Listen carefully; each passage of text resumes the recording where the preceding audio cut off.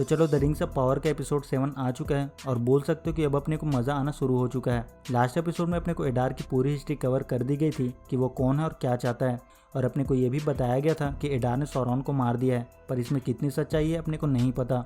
और ये एपिसोड गैलेडियल, नॉरी और एलरॉन पर फोकस करती है। तो चलो सब बात करते हैं कि क्या हुआ इस एपिसोड में और क्या नहीं हुआ। So let start and welcome to series verse.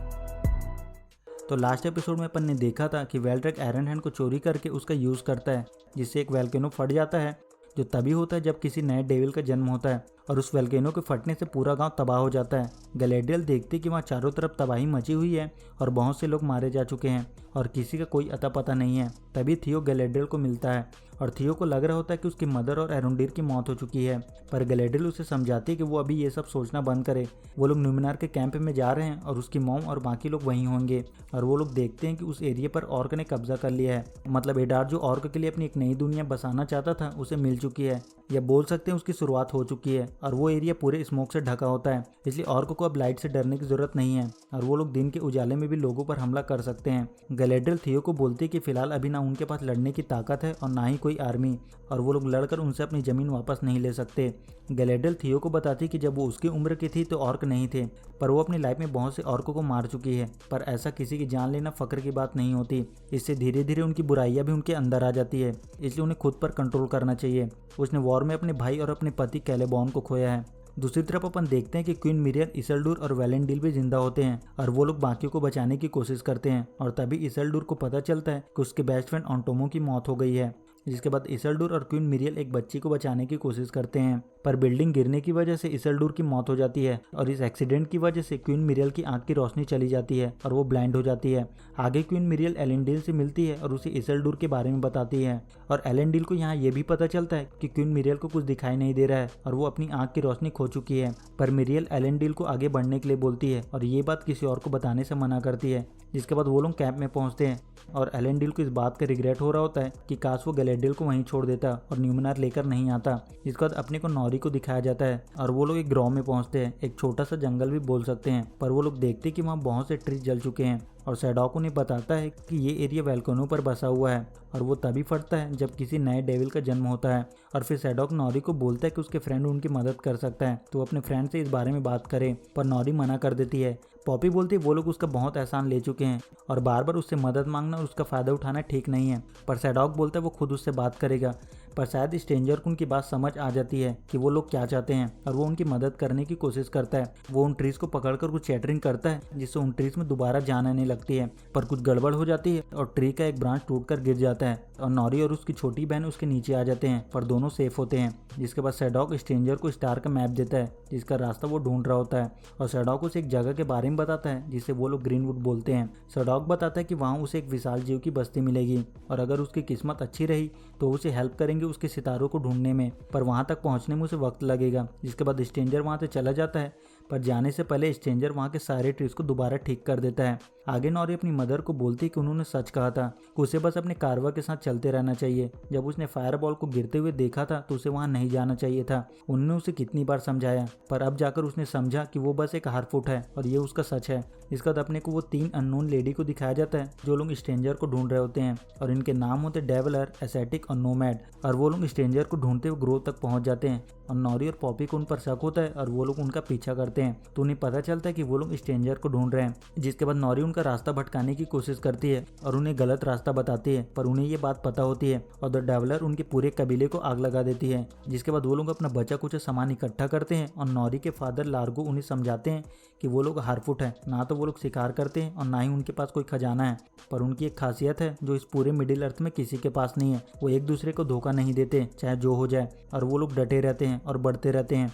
और फिर नॉरी डिसाइड करती कि वो अपने फ्रेंड की मदद करने उसके पास जाएगी और उसे आने वाले खतरे के बारे में बताएगी, और पॉपी भी उसके साथ जाने के लिए तैयार हो जाती है। जिसके बाद एक एक कर सारे लोग नॉरी के साथ जाने के लिए तैयार हो जाते हैं और लास्ट में सैडॉक बोलता है कि वो भी साथ चलेगा, वैसे भी वो मरने वाले हैं। जिसके बाद अपने को एलरॉन को दिखाया जाता है और एलरॉन डूरेन के फादर को समझाने की कोशिश करता है कि उन्हें उनके माइंस में मौजूद मिथ्रिल की जरूरत है और बदले में वो लोग उन्हें उनकी जरूरत का सारा सामान देंगे और ये सब वो लोग 5 सदी तक उन्हें प्रोवाइड करेंगे। एलरॉन बोलता है वो अपना प्रॉमिस कभी नहीं तोड़ता और वो उस पर भरोसा कर सकते हैं क्योंकि वो एक हाफ एल्फ है और वो खासियत देख सकता है जिससे वो खुद अनजान होते हैं।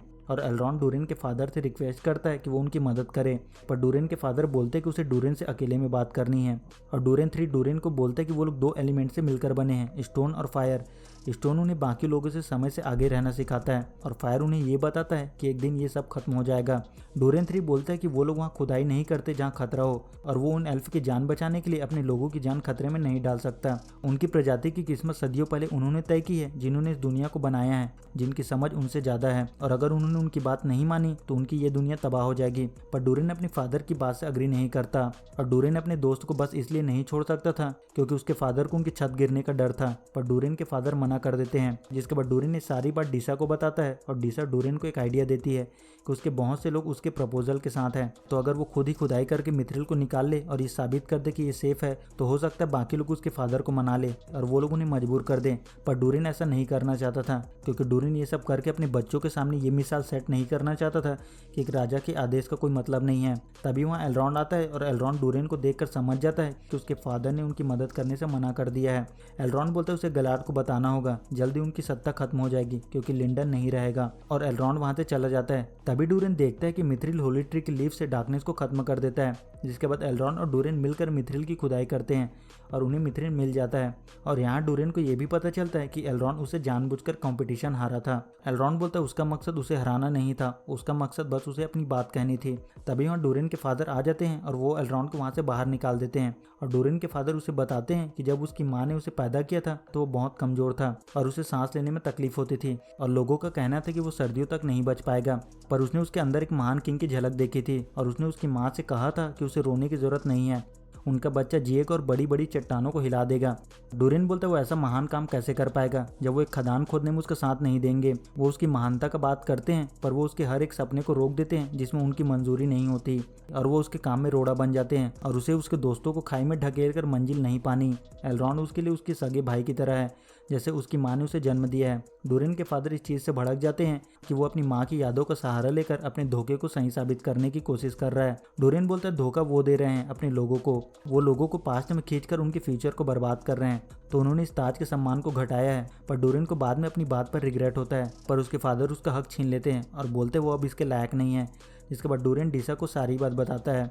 डीसा बोलती ये उसकी गलती नहीं है, ये उसके पिता की गलती है। वो बुढ़े हो चुके हैं और उनके दिमाग के पुर्जे हिल चुके हैं। वो जितना जोर लगा ले एक दिन ये किंगडम उनका होगा और ये मिथ्रिल उनकी संपत्ति होगी, और वो दोनों अंत तक राज करेंगे, और एक दिन वो दोनों साथ मिलकर सारे मिथ्रिल निकाल लेंगे। इसके बाद अपने को दिखाया जाता है कि थियो और गैलेडिल लुमिनार कैंप में पहुंचते हैं, और थियो अपनी मदर और एरेंडीर से मिलता है। इधर एलेंडीर क्वीन मिरियल को बताता है कि तैयारी पूरी हो चुकी है और वो लोग 1 घंटे में निकल जाएंगे, और लापता लोगों को ढूंढने के लिए उनकी एक टुकड़ी यहीं रुकेगी। तभी वहाँ गैलेड्रियल आती है और गैलेड्रियल बोलते हैं कि ये गलती उसकी है, और मिरियल गैलेड्रियल को बोलती है कि उन्होंने बहुत बड़ी जंग की शुरुआत की है, और मिरियल गैलेड्रियल से वादा करती है कि नुमिनार फिर से लौटेगा। जिसके बाद मिरियल वहाँ से चली जाती है। एरेंडीर को इस बात पर शक होता है कि क्वीन मिरियल अपना वादा पूरा करेंगी, पर गैलेड्रियल उसे बोलती है कि उसे यकीन है कि क्वीन मिरियल अपना वादा पूरा करेंगी। और फिर गैलेड्रियल को पता चलता है कि हेलबैंड जिंदा है, और गैलेड्रियल हेलबैंड से मिलती है। हेलबैंड की हालत खराब होती है और उसे चोट लगी होती है, और उसकी चोट केवल एल्फ की दवाओं से ठीक हो सकती है। गैलेड्रियल बोलती है किस्मत उन्हें फिर से एक सफर के लिए साथ ले आई है, और हेलबैंड बोलता है ये लड़ाई अभी खत्म नहीं हुई है, और वो यहाँ से भागकर इस जगह को जानने के लिए नहीं छोड़ेगा, और ना ही वो। गैलेड्रियल ने डिसाइड किया था कि वो हाई किंग गलार्ड के पास जाएगी और उनके डिसीजन का सामना करेगी। जिसके बाद हेलबैंड और गैलेड्रियल वहाँ से निकलते हैं, और गैलेड्रियल जाने से पहले थियो को अपना तलवार गिफ्ट देती है। जिसके बाद अपन देखते हैं कि एडार अपने लोगों को बोलता है कि अब उन्हें लाइट से डरने की जरूरत नहीं है, ये जमीन अब उनकी है,